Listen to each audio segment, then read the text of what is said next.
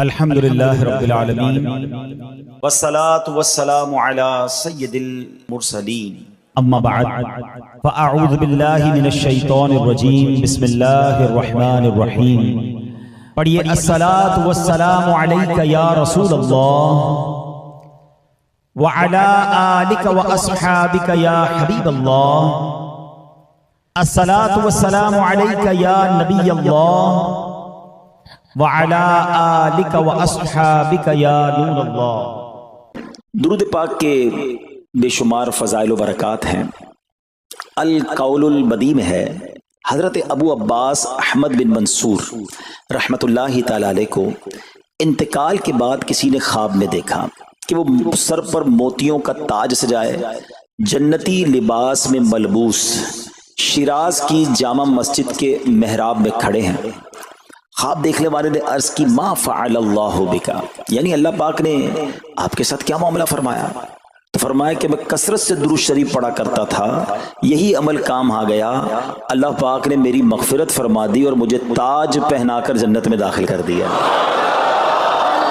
کیا بات ہے درود پاک کی! آپ یقین کریں، اگر میں آپ سے یہ کہوں کہ زندگی میں ایک مسلمان ہونے کی حیثیت سے اگر آپ اپنی خواہشات، اپنی ڈیزائرز کیا کیا ہیں لکھیں ذرا، کہ مجھے دنیا میں کیا چاہیے، مجھے مرتے وقت کیا چاہیے، قبر میں کیا چاہیے، مرنے کے بعد محشر کے دن میں کیا چاہتا ہوں، کبھی اکیلے بیٹھے نہ تو لکھیے گا، ٹھیک ہے؟ اور اب میں آپ کو بہت ساری حدیثوں کا کچھ نچوڑ پیش کرنے جا رہا ہوں، سنتے جائیے اور سبحان اللہ بھی کہتے جائیے۔ اگر آپ روزی میں برکت چاہتے ہیں تو درود پاک پڑھیے، اگر آپ بیماری سے شفا چاہتے ہیں تو درود پاک پڑھیے، اگر آپ ذلت و رسوائی سے بچنا چاہتے ہیں تو درود پاک پڑھیے، اگر آپ عزت میں اضافہ چاہتے ہیں تو درود پاک پڑھیے، آپ مصیبتوں اور پریشانیوں سے بچنا چاہتے ہیں تو درود پاک پڑھیے، مرتے وقت کلمہ پڑھنا چاہتے ہیں تو درود پاک پڑھیے، مرتے وقت آقا کا دیدار کرنا چاہتے ہیں تو درود پاک پڑھیے، آپ یہ چاہتے ہیں کہ آقا اپنے مبارک ہاتھوں سے قبر میں اتاریں تو درود پاک پڑھیے، اپنی قبر کو نور مصطفیٰ سے جگمگانا چاہتے ہیں تو درود پاک پڑھیے، قیامت کے دن نبی پاک کے پرچم تلے اٹھنا چاہتے ہیں تو درود پاک پڑھیے، آقا کے ہاتھوں جام کوثر پینا چاہتے ہیں تو درود پاک پڑھیے، اور سنیے آقا کے ساتھ جنت میں جانا چاہتے ہیں تو درود پاک پڑھیے، مدینے جانا چاہتے ہیں، بار بار جانا چاہتے ہیں تو درود پاک پڑھیے، اور زندگی میں دیدار مصطفیٰ کرنا چاہتے ہیں تو درود پاک پڑھیے۔ کچھ باقی رہ گیا؟ اللہ اکبر یا رسول اللہ، مجھے بتائیے اور کچھ باقی رہ گیا ہے؟ ایک مسلمان ہونے کی حیثیت سے what ever I need in دنیا اور ان ہیئر آفٹر، دنیا اور آخرت میں جو کچھ چاہیے، روزی برکت والی، زندگی عزت والی، پریشانیاں دور ہو جائیں، بیماریاں دور ہو جائیں، ذلت اور رسوائی سے بچا رہوں، ایمان والی موت ملے، جب تک زندہ رہوں مدینے آتا جاتا رہوں، آقا کی دید کرتا رہوں، آقا جنت میں ساتھ لے جائیں۔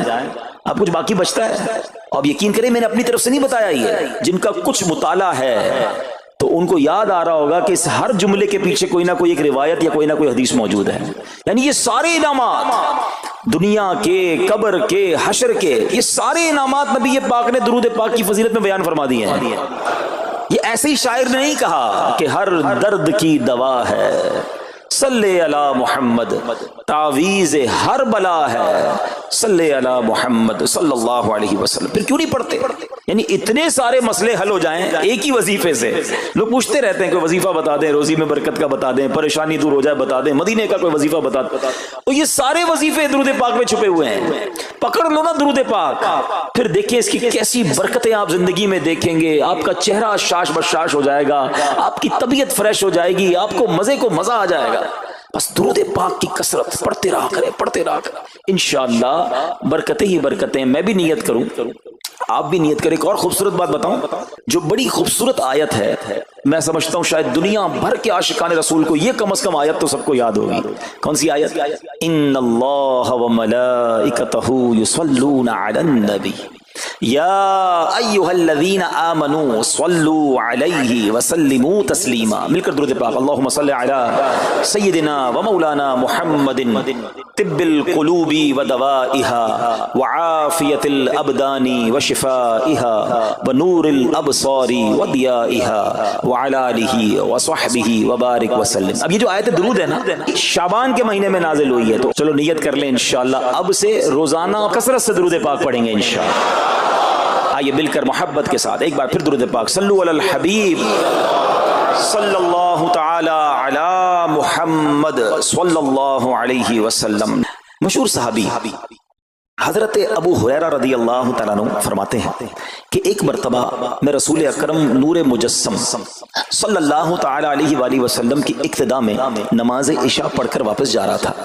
میں نے دیکھا کہ ایک عورت اپنے آپ کو پوری طرح ڈھانپ کر سڑک کے ایک کنارے پر کھڑی ہے اور اس نے مجھے پکارا کہ اے ابو ہریرہ ذرا میری بات سنو. آپ کہتے ہیں میں قریب گیا، میں خلاصہ عرض کر رہا ہوں. تو اس عورت نے کہا کہ مجھ سے بہت بڑا گناہ ہو گیا ہے، کیا میری توبہ قبول ہوگی؟ حضرت ابو ہریرہ نے اس سے سوال کیا کہ کیا گناہ ہو گیا؟ اس نے گناہ کی تفصیل بتائی، کافی بڑا گناہ تھا.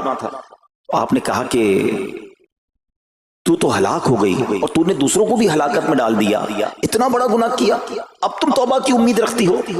اللہ پاک کی قسم تیری توبہ قبول نہیں ہوگی. جب آپ نے یہ کہا تو وہ عورت خوف خدا سے کانپنے لگی اور اتنا زور سے کانپی کہ کانپتے کانپتے وہ بے ہوش ہو گئی. آپ نبی پاک کی بارگاہ میں آ گئے. اب آپ کو خیال آیا کہ یار میں نے اس کو کہہ تو دیا مگر میں نے اللہ کے نبی صلی اللہ تعالی علیہ وسلم سے مشورہ تو نہیں کیا، پیارے آقا سے پوچھا تو نہیں. اب آپ نبی پاک علیہ الصلوۃ والسلام کی بارگاہ میں آئے اور آقا سے عرض کی کہ حضور ایسا ہوا اور ایک عورت مجھے ملی اور اس نے مجھے اپنا گناہ بتایا. میں نے کہا اتنا بڑا گناہ، اب تیری توبہ قبول نہیں ہوگی. اللہ اکبر. جب نبی رحمت شفیع امت صلی اللہ تعالی علیہ وسلم نے یہ بات سنی تو فرمایا انا للہ و انا الیہ راجعون. اے ابو ہریرہ تو خود بھی ہلاک ہوا اور تم نے اس عورت کو بھی ہلاکت میں ڈالا، کیا تمہیں اللہ پاک کا یہ فرمان یاد نہیں؟ پھر نبی پاک علیہ الصلوۃ والسلام نے قرآن مجید فرقان حمید کی یہ آیت تلاوت کی. ذرا غور سے تلاوت سنیے گا. اللہ کریم ارشاد فرماتا ہے بسم اللہ الرحمن الرحیم الا من تاب وآمن وعمل عملا صالحا فأولئك يبدل الله سيئاتهم حسنات وكان الله غفورا رحيما. ترجمہ کنز العرفان. مگر جو توبہ کرے اور ایمان لائے اور اچھا کام کرے تو ایسوں کی برائیوں کو اللہ نیکیوں سے بدل دے گا اور اللہ بخشنے والا مہربان ہے. حضرت ابو ہریرہ نے جب یہ آیت کریمہ سنی اور پیارے آقا علیہ الصلوۃ والسلام کا یہ فرمان سنا تو آپ کو احساس ہوا کہ میں نے غلط مسئلہ بیان کر دیا ہے. آپ پر یہ احساس اتنا غالب ہو گیا کہ آپ مدینہ منورہ کی اب گلیوں میں آواز لگانے لگے. ایک عورت نے مجھ سے رات ایک مسئلہ پوچھا تھا، کوئی بتا سکتا ہے وہ عورت کون ہے؟ آپ سارا دن مدینے کی گلیوں میں آواز لگاتے رہے مجھے اس عورت کا پتہ بتاؤ جس نے مجھ سے مسئلہ پوچھا تھا. اب رات ہوئی تو وہ عورت آپ کو کل والی جگہ پر پھر کھڑی مل گئی. آپ فوراً اس عورت کے پاس پہنچے، اسے نبی پاک کا فرمان سنایا اور کہا تمہیں مبارک ہو، اگر تم توبہ کرو گی تو اللہ تمہاری توبہ قبول فرما لے گا. اب یہ عورت اتنی خوش ہوئی کہ مارے خوشی کے کہتی ہے کہ میرا ایک باغ ہے، میں نے اپنے گناہ کے کفارے میں وہ باغ راہ خدا میں صدقہ کر رہی ہوں. یہ پورا باغ ہے ابو ہریرہ میں اللہ کی راہ میں صدقہ کرتی ہوں. اللہ اکبر. اے میرے پیارے اسلامی بھائیو، اس ایک واقعے میں ہمارے لیے بہت کچھ ہے. پہلے تھوڑا سا تربیت کے مدنی پھول ذرا سمجھیے کہ اتنی بڑی ہستی ہے سیدنا ابو ہریرہ رضی اللہ تعالیٰ، لیکن جیسے انہیں پتا چلا کہ میں نے یہ مسئلہ تو بیان کر دیا ہے مگر نبی پاک علیہ الصلوۃ والسلام سے پہلے اس کا حکم تو پوچھ لیتا، یہ ہمیں کیا درس دے رہا ہے کہ بغیر علم کے اپنی طرف سے شرعی مسئلہ بیان نہیں کرنا چاہیے. جو بغیر علم کے دینی مسئلے بتاتا ہے وہ خود بھی ہلاک ہوتا ہے اور دوسروں کو بھی ہلاکت میں ڈالتا ہے. ہاں میں بتاتا ہوں نا اس کا مسئلے کا حل کیا ہے، حالانکہ خود کہیں پڑھا نہیں ہوتا. تو جب تک آپ کو علم نہیں ہے، آپ جانتے نہیں ہیں، تو کسی مسئلے کو بیان نہیں کرنا چاہیے. دوسری بات کہ اگر خدا نہ خواستہ کوئی غلط مسئلہ بتا بیٹھا یا بتا تو درست رہا تھا بتاتے بتاتے غلطی کر بیٹھا تو اسے چاہیے کہ ازالہ کرے، فوراً اس کا جو بھی ازالہ بنتا ہے وہ کرے. سیدنا ابو ہریرہ رضی اللہ عنہ کا ازالہ تو دیکھیں کہ آپ کو جیسے ہی پتا چلا کہ اصل مسئلہ یہ ہے، اب آپ مدینے کی گلیوں میں صدا لگا رہے ہیں، تلاش کر رہے ہیں، پورا دن ڈھونڈتے رہے اس خاتون کو کہ میری سے غلطی ہو گئی، میں نے اس کو غلط مسئلہ بتایا، تاکہ اس کو تلاش کر کے اس کو درست مسئلہ بتایا جائے. اللہ اکبر. صحابہ کرام کی ادائیں بھی کتنی نرالی ہوتی ہیں. ہیں, اللہ ان کا صدقہ عطا فرما دے. اب ہوتا کیا ہے کہ کبھی کوئی غلط مسئلہ بیان ہو گیا, یا بیان میں, مشورے میں, درس میں کوئی غلطی ہو گئی, غلطی پتہ چل جائے, اب شرم آتی ہے کہ کیسے کہوں مجھ سے غلطی ہو گئی ہے, میں تو اتنا بڑا مبلغ بن کے گیا تھا, میں نے تو جناب اتنے پبلک میں بیان کیا تھا, اب میں کیسے بتاؤں کہ جناب میں نے یہ غلط پڑھ دیا یا غلط بیان کر دیا. حضرت ابو ہریرہ سب سے زیادہ جن کو حدیثیں یاد ہے, مگر سچ بتائیں بات سمجھنے والی پتہ کیا ہے, جو لوگ یہ سمجھتے ہیں نا کہ یار غلطی ماننے سے عزت کم ہو جاتی ہے, سچ بتاؤ آج 1450 سال بعد حضرت ابو ہریرہ کا یہ واقعہ سن کے ہمارے دلوں میں ان کی عزت کم ہو رہی ہے, بڑھ رہی ہے. Simple is that. غلطی ماننے سے انسان جو ہے وہ نیچا نہیں ہوتا. اللہ میرے پیر و مرشد کو سلامت رکھے, جن کی برکت سے لاکھوں علماء بن گئے ہیں, مگر آپ اپنے مدنی مذاکرے میں اپنے ساتھ علماء کرام, مفتیان کرام کو بٹھاتے ہیں, اور اگر کوئی توجہ دلاتا ہے تو لائیو چینل پر آپ فرماتے ہیں کہ یہ مسئلہ یوں نہیں یوں ہے, کوئی عزت کم نہیں ہوتی جناب. تو سبحان اللہ, دو باتیں سیکھنے کو ملی کہ پہلے بتانا ہی نہیں ہے, اگر نہیں آتا تو اپنی بڑائی مارنے کے لیے بندہ کہہ دے مجھے نہیں معلوم, واللہ اعلم میں نہیں جانتا, اور اگر آپ کو لگتا ہے میں صحیح بتا رہا ہوں اور پھر بعد میں کوئی توجہ دلا دے کہ آپ نے غلطی کی ہے, تو پھر اس کو بالکل مانے بھی اور اس کا ازالہ کریں. اچھا, اب علماء کرام نے بڑے پیارے طریقے بتائے. پہلے تو ظاہر یہ تھا کہ بھائی پبلک میں بیان کیا تو پبلک میں جا کر یا گلیوں میں جا کر آپ نے اعلان کیا.